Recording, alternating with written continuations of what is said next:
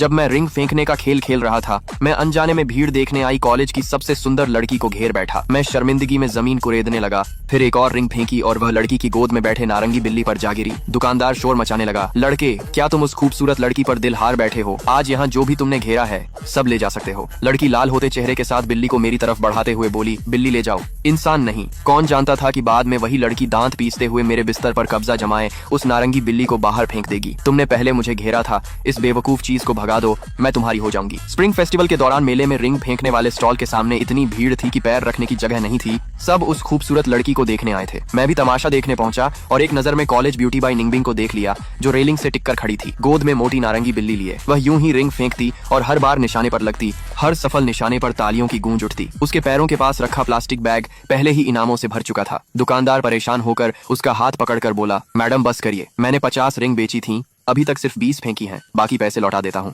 जब बाई निंगबिंग चुप रही तो वह मुस्कुराकर बोला, दूसरों को भी खेलने का मौका मिलना चाहिए। और उसकी नजर घूमकर सीधे मुझ पर आ टिकी। वो सामने वाला हैंडसम लड़का कब से देख रहा है, जरूर खेलना चाहता होगा, आप उसे मौका दे दीजिए। जैसे ही उसने कहा, बाई निंगबिंग धीरे से मेरी ओर मुड़ी और उसकी नजर मुझ पर पड़ी। हमारी आंखें मिली। मैं अनजाने में आधा कदम पीछे हट गया और दुकानदार की नजरों को नजरअंदाज करते हुए बोला, आप खेलिए, मैं नहीं खेल रहा। बाई निंगबिंग हल्का सा हंसी और सीधे मेरे सामने रिंगों का गट्ठर पकड़ाते हुए बोली, मैं तुम्हें खेलने के लिए कह रही हूँ। इतना कहकर वह अपनी बिल्ली को गोद में लिए एक तरफ खड़ी हो गई। इतनी भीड़ के सामने मैं मना नहीं कर पाया और रिंग फेंकना शुरू किया। पहली रिंग चूक गई, दूसरी उसके पैरों के पास रखे इनामों के बैग पर जा गिरी, तीसरी उसकी गोद में बैठी बिल्ली के गले में अटक गई और चौथी सीधे उसके सिर पर जाकर बालों में फंस गई। मैं घबरा कर बोला, अगर मैं कहूँ कि मैंने जानबूझकर नहीं किया तो क्या तुम मानोगी? वह माने या नहीं मुझे नहीं पता, लेकिन आसपास के लोग तो बिल्कुल नहीं मान रहे थे। भीड़ में किसी ने चिल्लाकर कहा, जो घेरो वो ले जाओ, और सब एक सुर में चिल्लाने लगे, ले जाओ ले जाओ। भाई साफ दिख रहा है कि लड़की के लिए आया है। मेरे कान शर्म से लाल हो गए। मैं उसकी तरफ देखने की हिम्मत नहीं कर पा रहा था। मेरे सिर से ये निकाल दो, उसने कहा, और मैं जल्दी जल्दी उसके सिर से रिंग उतारने लगा। तभी मेरी गोद में एक मुलायम चीज आ गई। नीचे देखा तो उसकी नारंगी बिल्ली बड़ी बड़ी आंखों से मुझे घूर रही थी। बाई निंगबिंग हाथ में रिंग घुमाते हुए हल्का मुस्कुराई,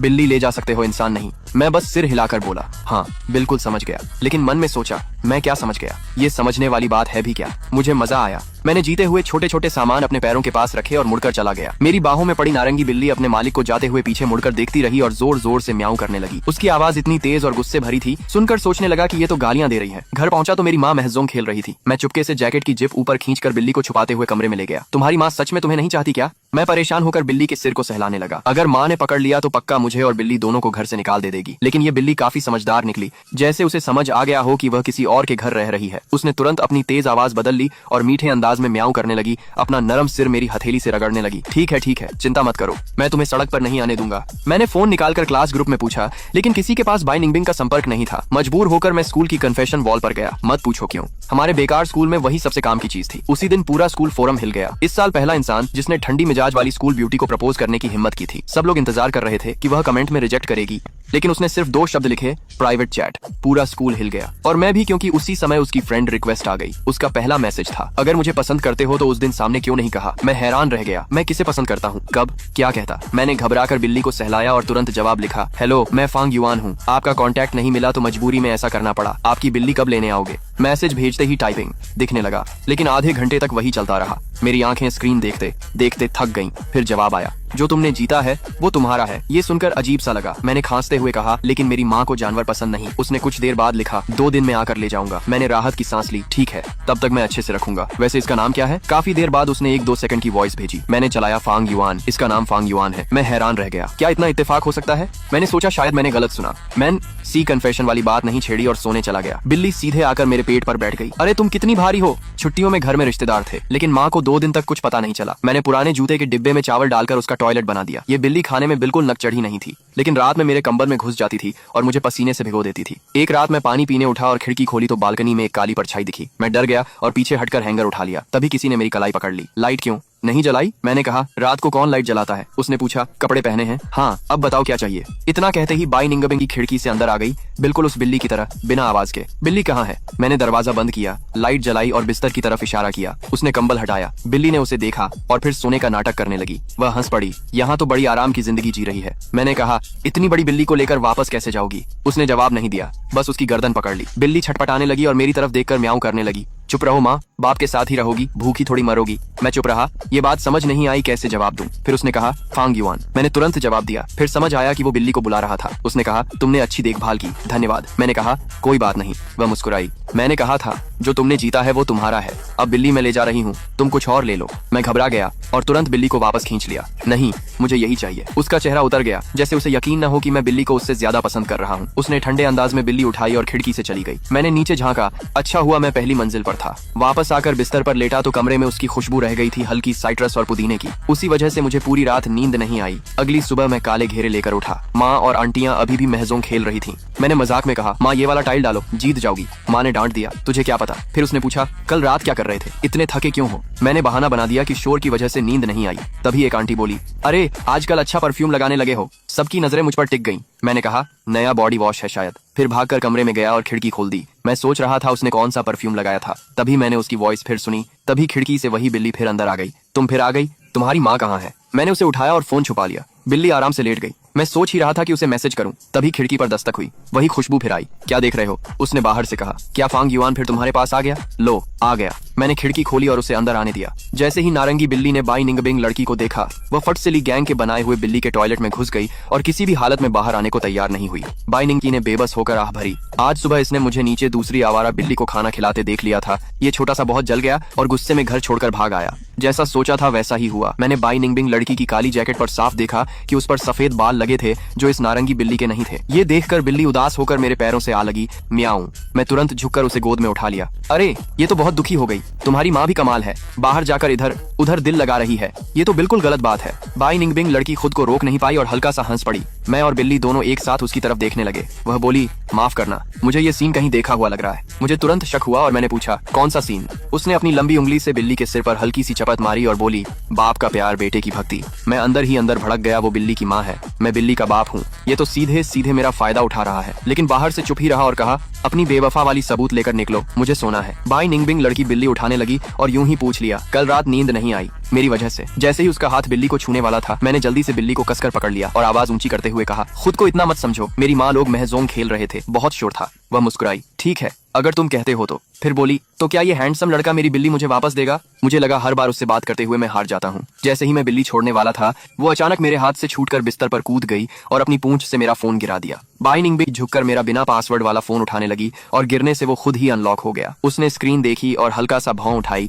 तभी फोन से वही जानी पहचानी आवाज चल पड़ी, फांग युआन। इस बिल्ली का नाम फांग युआन है। मुझे बुरा आभास हुआ और मैंने फोन छीनने की कोशिश की, लेकिन उसने हाथ ऊपर कर लिया। वह बोली फांग युआन, तुमने मुझे पाने के लिए इतनी मेहनत की, फिर आधी रात को मेरी आवाज भी सुनते रहे, क्या तुम मुझसे प्यार करते हो। मैंने तुरंत फोन छीन लिया। बिना आईने देखे ही मुझे पता था कि मेरे कान लाल हो चुके हैं। बाई निंग हाथ बांधकर दीवार से टिक गई, जैसे मेरे जवाब का इंतजार कर रही हो। मैं बहुत देर तक चुप रहा, फिर मुश्किल से बोला असल में। तभी दरवाजे पर जोर जोर से दस्तक हुई। मेरी माँ चिल्लाई, फांग युआन, दिन में दरवाजा बंद क्यों किया है, आंटियां जा रही हैं, जल्दी बाहर आकर विदा करो। ये आवाज मेरे लिए बचाव बन गई। मैंने जोर से कहा आ रहा हूँ और जल्दी से बिल्ली उठाकर बाई निंगबिंग की बाहों में डाल दी। जल्दी जाओ, अगर माँ ने देख लिया तो मैं फंस जाऊंगा। बाई निंगबिंग खिड़की पर चढ़ गई। कूदने से पहले धीरे से बोली, फांग युआन, क्या तुम्हें नहीं लगता हम अभी चोरी छुपे मिल रहे हैं। मैं गुस्से से बोला, दफा हो जाओ। मैंने पैर से बिल्ली का टॉयलेट बिस्तर के नीचे धकेल दिया, बाल ठीक किए और नींद से उठे होने का नाटक करते हुए दरवाजा खोला। माँ, मैं सो रहा था। मेरी माँ ने कमरे को ध्यान से देखा, फिर मुझ पर नजर टिकाकर बोली, तुम्हारे कमरे में खुशबू और भी ज्यादा क्यों आ रही है। मैं लगभग घबरा गया और उसे बाहर धकेलते हुए बोला, चलो आंटियों को विदा करो। मैं सच में अब उसके पीछे नहीं जाना चाहता था, लेकिन उसके बाद लगातार 1-2 सेकंड के छोटे छोटे वॉइस मैसेज आने लगे, जिनमें उस ऑरेंज बिल्ली की दिल दहला देने वाली चीखें भरी हुई थीं। बाई निंगबिंग ने एक हाई डेफिनेशन फोटो भी भेजी, जिसमें वही बिल्ली दरवाजे के फ्रेम को पकड़कर बेचैनी से खरोंच रही थी। बहुत बेचारी लग रही थी। उसे देखकर मेरे दिल में थोड़ा सा तरस आ गया। मैंने हिचकिचाते हुए मैसेज टाइप किया, लेकिन मेरी माँ को घर में पालतू जानवर रखना बिल्कुल पसंद नहीं है। बाई निंगबिंग ने तुरंत सलाह दी कि बिल्ली की कहानी को थोड़ा दुखद बना दो, बड़े बुजुर्ग ऐसी बातें सुनकर पिघल जाते हैं। इस बार उसने मुझे फांग युआन कहकर भी नहीं बुलाया। मैं हार मानकर आह भरते हुए मान गया और बोला, ठीक है मैं कोशिश करता हूँ। वो फिर भी सलाह देता रहा कि फोटो एडिट करके इसे थोड़ा दुबला दिखा दूं। अभी तो ये गेंद जैसी मोटी लग रही है, क्या आंटी मानेंगी। मैंने तुरंत उसे रोका, इसे भूखा मत रखना, ये काम मुझ पर छोड़ दो, माँ को मनाने का तरीका मुझे आता है। तभी चैट में अचानक बिल्ली की म्याऊं वाली वॉइस आ गई। मैंने गहरी सांस ली और तैयार किए हुए डायलॉग मन ही मन दोहराए, फिर दुखी चेहरा बनाकर माँ के कमरे में घुस गया। माँ, बहुत दुखद है, सच में बहुत दुखद है। माँ ने सिर तक नहीं उठाया, बस झाड़न उठाकर मेरी तरफ घुमा दिया। नए साल के दिन ये रोने धोने का नाटक क्यों, मार खानी है क्या। अब मुझे एक्टिंग की भी जरूरत नहीं पड़ी। आंखों में सच में आंसू आ गए। माँ, आप गलत समझ रही हैं, मैं इस बिल्ली की बात कर रहा हूँ। मैंने जल्दी से वो फोटो दिखा दी जिसमें बिल्ली जानबूझकर दुबली दिखाई गई थी। ये मेरे दोस्त को सड़क पर मिली थी, लेकिन हॉस्टल में रखने की इजाजत नहीं है। ये बहुत डरपोक है। बाहर दूसरी आवारा बिल्लियां इसे परेशान करती हैं। इसके पास मेरी तरह किस्मत भी नहीं है कि इसे आपकी जैसी दयालु माँ मिले। ये अकेली है। नए साल में इसे खाना तक नसीब नहीं। मैं बस बोल ही रहा था कि माँ ने काट दिया। सोचना भी मत। तुझे पालना ही मेरे लिए मुश्किल है, अब बिल्ली भी पालूं। इसे घर लाया तो तुम दोनों को बाहर निकाल दूंगी। मैं पीछे हट गया, लेकिन मेरे पास प्लान बी था। बस 2 दिन रख लेते हैं, फिर दोस्त इसे दे देगा। आपको कोई परेशानी नहीं होगी। माँ ने ठंडी हंसी हंसी। तू क्या सोच रहा है, मैं समझती नहीं। कोई समझौता नहीं। और मुझे कमरे से बाहर निकाल दिया। मैं निराश होकर बाहर निकला ही था कि पापा आ गए। मेरी आंखों में तुरंत उम्मीद चमक उठी। पापा ने हंसते हुए जेब से लाल लिफाफा निकाला। बस यही है, इससे ज्यादा नहीं। मैंने जल्दी से ले लिया, लेकिन तभी बोले वापस दे दे। मैंने अनसुना कर दिया। मैंने फिर फोटो दिखाकर कहा, पापा ये बिल्ली बहुत कमजोर और अकेली है, रुको। पापा ने अचानक हाथ में पकड़े बड़े प्लास्टिक बैग से एक भारी भरकम पीली ऑरेंज बिल्ली बाहर निकाली। तुम इसी की बात कर रहे हो? मैं हैरान रह गया। वहीं भागी हुई मोटी बिल्ली उनके हाथ में थी, गले से पकड़ी हुई, डर के मारे पूंछ दबाए हुए। तभी माँ बाहर आ गई। फांग युआन, यही है तुम्हारी दुबली पतली बिल्ली। इसका तो गला ही गायब है। किस्मत से ये मोटी बिल्ली बहुत चालाक निकली। थोड़ी देर में ही पापा को खुश कर दिया। पापा के दबाव और मेरी जिद के बाद माँ ने आखिरकार उसे कुछ दिनों के लिए रखने की इजाजत दे दी और उसका नाम रख दिया फांचाई। फांचाई को जीना आता था। जैसे ही माँ उसे बुलाती, वो तुरंत पूंछ हिलाकर दौड़ आता और प्यार से लिपट जाता। रात को मैंने बाई निंगबिंग को मैसेज किया कि बिल्ली आखिर पापा के पास कैसे पहुंची। उसने वॉइस मैसेज भेजा। वो दरवाजे पर खरोंच रहा था। मैं उसे नीचे घुमाने ले गई थी, लेकिन बाहर निकलते ही वो अचानक एक गुजरते अंकल के शॉपिंग बैग में कूद गया। मैं उन्हें जानती नहीं थी, इसलिए बस चुपचाप पीछे चलती रही। मैं मोबाइल देखकर हंस पड़ा। पापा वैसे भी थोड़े लापरवाह है। शायद उन्हें लगा होगा बैग अचानक भारी हो गया है, अंदर क्या है ये देखने का ध्यान ही नहीं दिया। मैंने जवाब दिया, इसे ही किस्मत कहते हैं। सही जगह टेढ़े तरीके से पहुंच गई। बाई निंगबिंग ने फिर पूछा, क्या मैं कभी आकर उसे देख सकती हूँ? आखिर कुछ दिन मैं भी उसका मालिक रही हूँ। मैंने टाइम देखकर कहा, जब मम्मी पापा नहीं होंगे तुम आ जाना। उसने हल्के से कहा, ठीक है, गुड नाइट। आखिरी वॉइस मैसेज, उसकी आवाज बहुत नरम थी, जैसे बिल्कुल पास से बोल रही हो। उस आखिरी वॉइस मैसेज की हल्की गूंज मेरे कानों में देर तक रह गई और पता नहीं क्यों मैंने उसे लंबे समय तक दबाकर सेव कर लिया। ऐसा नहीं था कि मेरे मन में कोई गलत सोच थी, बस उसकी आवाज सच में अच्छी लगी थी। अगले दिन मैं अपनी मर्जी से देर से उठा। फोन उठाया तो क्लास ग्रुप फिर से पूरी तरह हंगामे में था। खबर, नए साल का दूसरा बहादुर सामने आया है जिसने बाई निंगबिंग को प्रपोज किया। पिछला वाला क्या हुआ? सुना है उसके दिल में हमेशा कोई व्हाइट मूनलाइट रहा है। नीचे लोग लगातार नाम पूछ रहे थे। हर तरफ +1+1 चल रहा था। मैंने सिर्फ जिज्ञासा से कन्फेशन वॉल खोली। इस बार पोस्ट करने वाला अनोनिमस नहीं था, आईडी बाई चुआन थी। पोस्ट में बस एक लाइन थी, बाई निंगबिंग, मैं वापस आ गया हूँ। तुरंत उसकी प्रोफाइल निकल आई और ग्रुप में फोटो डाल दी गई। एंगल से ली गई तस्वीर में बाई निंगबिंग बहुत अलग और आकर्षक लग रही थी। ग्रुप पूरी तरह फट गया। सबने मान लिया कि यही असली व्हाइट मूनलाइट है। मैं स्क्रीन देखता रहा और अंदर की अजीब बेचैनी अचानक शांत हो गई। पहले जब उसने बिल्ली का नाम फांग युआन रखने की बात की थी, मुझे लगा था वो मेरे लिए इशारा है। अब समझ आया कि वो सब बस गलतफहमी थी, शायद बिल्ली वाले पोस्ट और स्टार इमोजी की वजह से। कुछ दिन बाद बाई निंगबिंग का कॉल आया। मैंने उठाया तो उसने सीधे पूछा, घर पर हो? मैं रास्ते में हूँ, उस मोटी बिल्ली को देखने आ सकती हूँ। मैंने जल्दी से घर देखा, पापा बाहर, माँ कहीं गई हुई। हाँ, अभी घर में सिर्फ मैं हूँ, आ जाओ। दूसरी तरफ से हल्की हंसी आई और कॉल कट गया। मुझे तभी एहसास हुआ कि मेरी बात का मतलब कितना अजीब लग सकता है। मैंने सिर पकड़ लिया। फांग युआन, तू सच में गलत टाइम पर गलत बातें बोलता है। कुछ देर बाद वो आ गई। मैंने नहीं पूछा वो कहाँ रहती है। अफसोस ये था कि फांचाई अब उसे पहचानता भी नहीं था। वो कितना भी उसे लुभाने की कोशिश करता,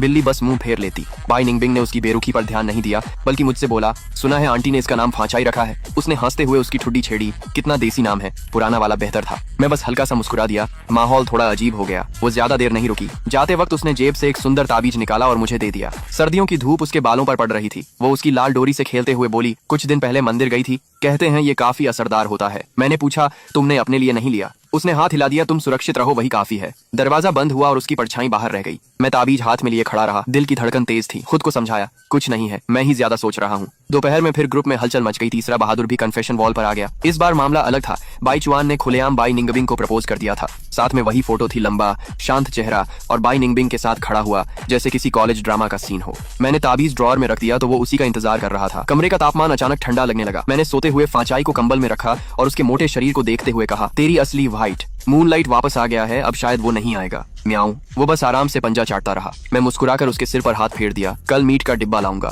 चाहे कोई आए या जाए, मैं तो हूँ। उस दिन के बाद बाई निंगबिंग सच में दोबारा नहीं आई और फांचाई ने मेरा बिस्तर पूरी तरह अपना बना लिया। अब हर रात खुद ही चढ़कर सो जाता। सर्दियों की छुट्टियां वैसे भी बस फोन चलाने में ही निकल रही थीं। मैं कॉलेज फोरम पर समय बिताने लगा। फोरम के सबसे हॉट पोस्ट्स में से 10 में से 8 बाई निंगबिंग और उसके उस बाई चुआन नाम के व्हाइट मूनलाइट के बारे में गॉसिप से भरे हुए थे। कोई पूरे यकीन से कह रहा था कि उसने उन्हें सिटी सेंटर के मॉल की कार बान बनती है। मैं देखा है, साथ में चलते हुए बिल्कुल परफेक्ट कपल, जैसे असल जिंदगी के देवताओं की जोड़ी। इन बातों को पढ़कर मुझे अचानक बाई निंगबिंग के पुराने किस्सों में दिलचस्पी हो गई। मैं एलुमनी फोरम के टॉप पोस्ट्स में चला गया। कमाल था, वो सेक्शन तो जैसे बाई निंगबिंग की पूरी बायोग्राफी बन गया था। मिडिल स्कूल से लेकर कॉलेज तक उसकी हर बात खंगाल ली गई थी। किसी ने, जो खुद को उसका मिडिल स्कूल क्लासमेट बता रहा था, कहा कि उसकी खूबसूरती की वजह से उसे बहुत जलन का सामना करना पड़ा। लड़कियां उसे अलग थलग करती थीं, इसलिए उसका स्वभाव ठंडा और अकेला रहने वाला हो गया। मैंने हाथ बढ़ाकर फांचाई के गोल मटोल गाल को दबाया। तेरी असली माँ तो सच में कॉलेज की स्टार है। ऑनलाइन गॉसिप पर मैं पूरी तरह भरोसा नहीं करता, लेकिन इन सब पोस्ट्स को पढ़कर मैंने एक साफ नतीजा निकाला। बाई निंगबिंग और बाई चुआन सच में एक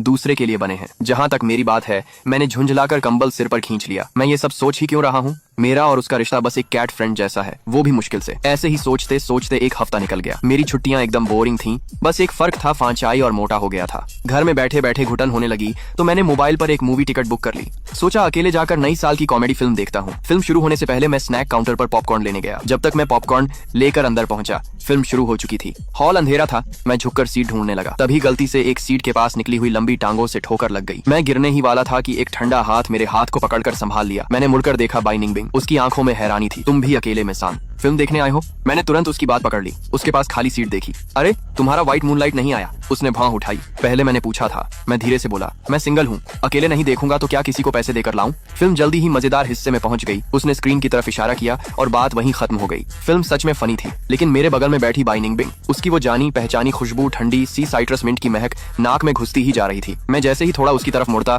वो खुशबू और साफ महसूस होती। तभी उसी रो में बैठा एक अंकल उठकर बाहर गया। अचानक बाई निंगबिंग मेरी तरफ झुककर धीरे से बोली, मैं पहले भी पूछना चाहती थी, तुम मुझे देखकर ऐसे सूंघते यूं हो जैसे कुत्ता? मैं सन्न रह गया। मुझे लगा था मैं बहुत छुप कर रहा हूँ, लेकिन उसने पकड़ लिया। मेरा चेहरा लाल हो गया। मैंने झट से कहा, तुम गलत समझ रहे हो, बस तुम्हारा परफ्यूम अच्छा लगा, उसका नाम जानना था। ये सफाई और भी खराब लग रही थी। वो हल्का सा हंसी, लेकिन नाम नहीं बताया और फिल्म देखने लगी। बाकी की आधी फिल्म मेरे लिए बहुत अजीब हो गई। जैसे तैसे फिल्म खत्म हुई, मैं बिना कुछ देखे उठकर भागने लगा। तभी उसने पीछे से आवाज दी, रुको। मैं ठिठक गया। वो मुझे देखकर बोली, परफ्यूम का नाम है, तुमसे मिलना चाहता हूँ। हॉल की लाइट्स अचानक जल गईं। मैं घबरा गया। थैंक यू बोलकर भीड़ में ऐसे घुसा जैसे चोरी करके भाग रहा हूँ। घर पहुंचकर मैंने सच में उस परफ्यूम को सर्च किया, लेकिन कुछ नहीं मिला। हर जगह ढूंढ लिया, कहीं नहीं था। तो उसने मुझे झूठ बोला, लेकिन क्यों? मैंने मैसेज टाइप किया, फिर डिलीट कर दिया। क्या पता उसे नाम याद न हो, या शायद वो बताना ही नहीं चाहती थी। ज्यादा पूछना अजीब लगता, इसलिए मैंने गुस्सा फांचाई पर निकाला और उसके गाल मसलने लगा। तभी पापा घर आए और मुझे देखकर हंसते हुए बोले, अरे आज तो फांचाई का नया हेयर स्टाइल बना दिया।